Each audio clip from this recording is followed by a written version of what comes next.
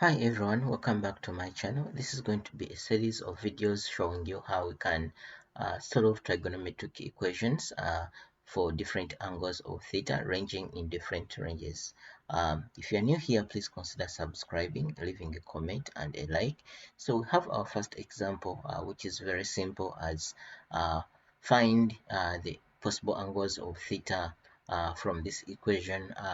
Theta being in the range of 0 and 360 degrees. So how to do that?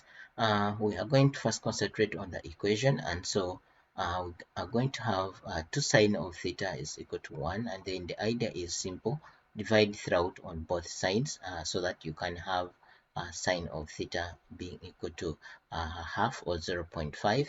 And so from here you can see that sine is positive, and so this is a positive number, so that means that this angle theta is found in a quadrant where sine is positive.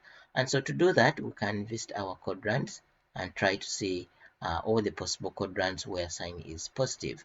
And so we can see that, or we can recall that if this is 0, 90, 180, 270, and 360, we know that in the first quadrant, all is positive, all the ratios are positive. So, and then in the second quadrant, only sine is a positive.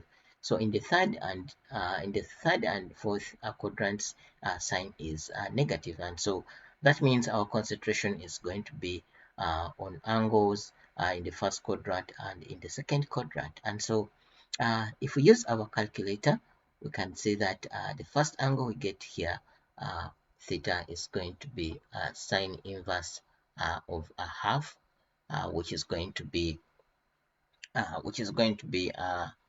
taking us to 30 degrees. And so this is our first angle of 30, and so that means in the first quadrant we have our angle as 30 degrees right here, theta. And then also, because this angle falls in the second quadrant, we are going to draw a triangle in this quadrant. And so this has to be that this, we are looking at the angle measured from 0 degrees of horizontal positive part of x, and then until we get here. And so what's that angle? So we already know that inside here we have theta, which is the 30 degrees, and so the balance here is going to be 150.